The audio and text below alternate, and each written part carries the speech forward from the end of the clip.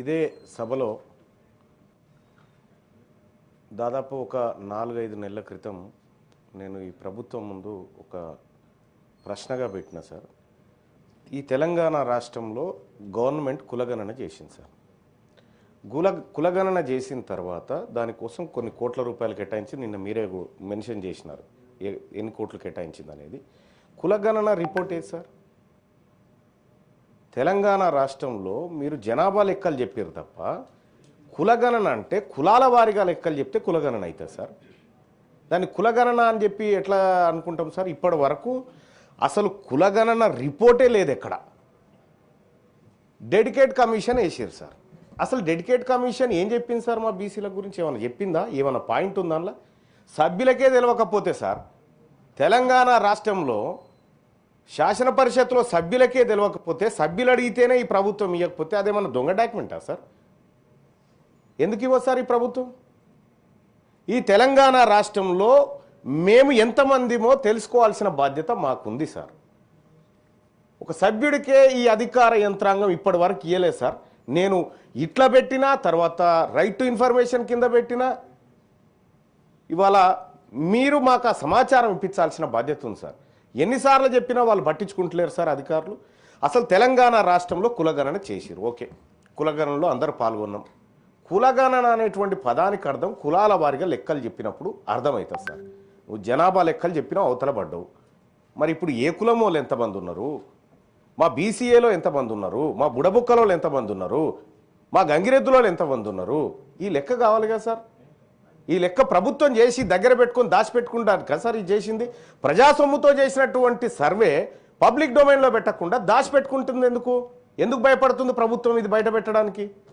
Dedicate commission report sir, ఏకసభ్య commission తోటి వేసినారు సార్.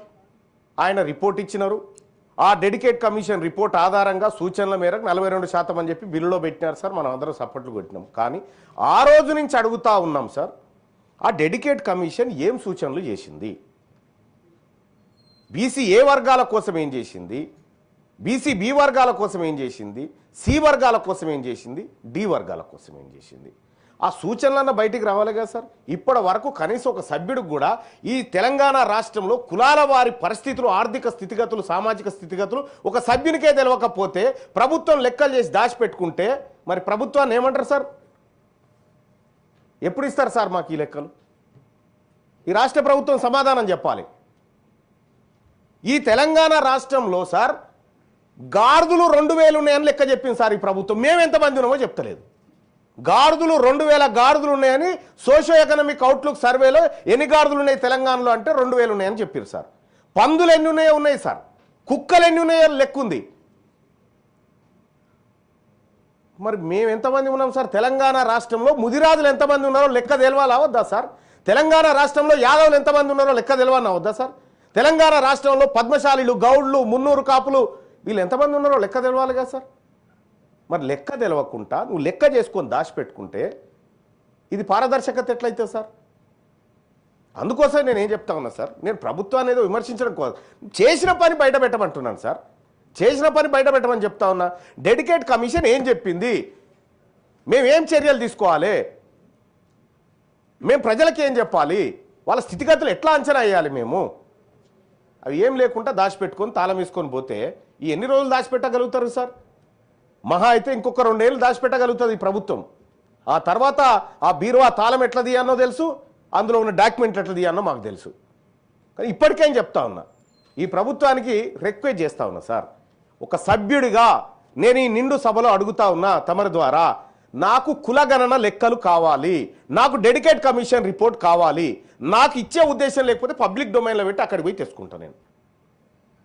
ఎందుకు ఇవ్వదు ఈ ప్రభుత్వం? కుక్కలకు నక్కలకు లెక్కలు ఉంటాయి సార్ ఈ రాష్ట్రంలో. 2 కోట్ల మంది ఉన్నటువంటి బీసీలకు కులాల వారిగా లెక్కలేదు సార్. ఏం చెప్పాలి సార్ ఈ ప్రభుత్వానికి? మళ్ళీ ఏమన్నంటే మాది వెనుకబడిన తరగతుల సంక్షేమాన్ని కాంక్షించే ప్రభుత్వం లెక్క కనిపిస్తలేదు సార్ ఇది. మేము ఏమంటున్నాం సార్? సొమ్మేమన్నా తీసుకొచ్చి పెట్టమంటున్నాం, మా లెక్క చెప్పమంటున్నాం సార్.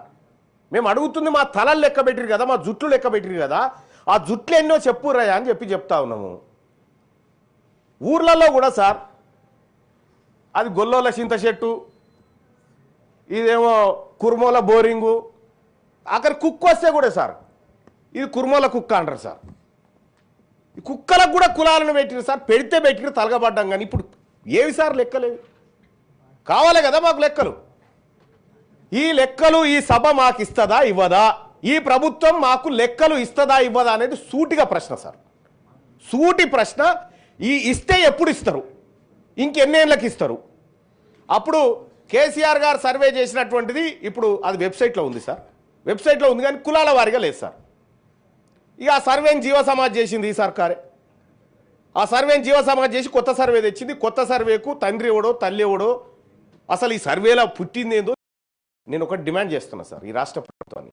సర్వే లెక్కలు బయటపెట్టు, కులాల వారిగా బయటపెట్టు, నియోజకవర్గాల వారిగా బయటపెట్టు, మండలాల వారిగా బయటపెట్టు, గ్రామాల వారిగా బయటపెట్టి ఆ గ్రామ పంచాయతీ దగ్గర నువ్వు ఈ పోస్టర్ అంటించి ఇగో ఈ గ్రామంలో ముదిరాజులకు ఇంతమంది ఉన్నారు, యాదవులకు ఇంతమంది ఉన్నారు, కుర్మలకు ఇంతమంది ఉన్నారు, నాయి బ్రాహ్మణులకు ఇంతమంది, రజకులకు ఇంతమంది ఉన్నారు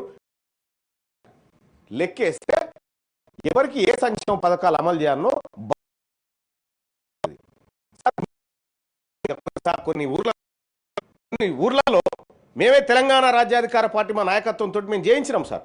చేయిస్తే చాలా షాకింగ్ లెక్కలు ఉన్నాయి సార్, చాలా షాకింగ్ లెక్కలు. ఇవాళంటే బీసీలంతా అవేర్నెస్కి వచ్చి ఇవాళ లోకల్ బాడీ ఎలక్షన్లో కానీ అక్కడ ఇక్కడ ఓపెన్ స్థానాల్లో గట్టిగా పోటీ చేసి మెజార్టీ స్థానాలు కొట్టుకో ఇవాళ చైతన్యం వచ్చింది కాబట్టి సార్.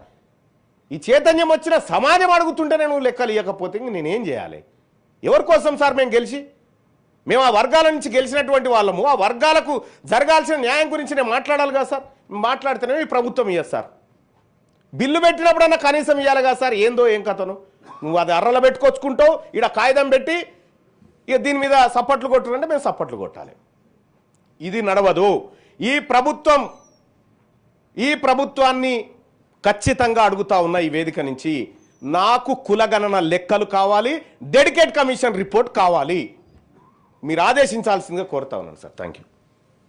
గౌరవ మంత్రి గారు, ఇది కూడా కొంత సీరియస్ ఇష్యూ. సభలో గతంలో కూడా చర్చ జరిగింది. గౌరవ మంత్రి గారికి దీన్ని కమ్యూనికేట్ చేయాల్సింది. Chairman sir, noted. I will inform the respective people. Shri Mirza Riyazul Hasan FMD గారు. शुक्रिया वाइस चेयरमैन साहब,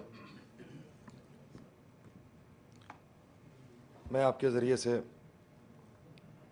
हुकूमत की को ये तवज्जो दिलाना चाहता हूँ कि माइनॉरिटीज़ स्टूडेंट्स के post matric, pre matric, overseas scholarship और फीस रीइंबर्समेंट नहीं हुए हैं, जिसके सबब से स्टूडेंट्स को और उनके पेरेंट्स को काफ़ी तकलीफ़ का सामना करना पड़ा है। जिस तरह स्टूडेंट्स अपने कोर्स को कंप्लीट कर चुके हैं लेकिन कॉलेजेस से उनको सर्टिफिकेट नहीं मिल पा रहे हैं, और जो स्टूडेंट फर्दर जॉब्स करना चाह रहे हैं उनको भी इससे बड़ी तकलीफ़ हो रही है। मैं आपके ज़रिए से गुजारिश करता हूं कि हुकूमत इस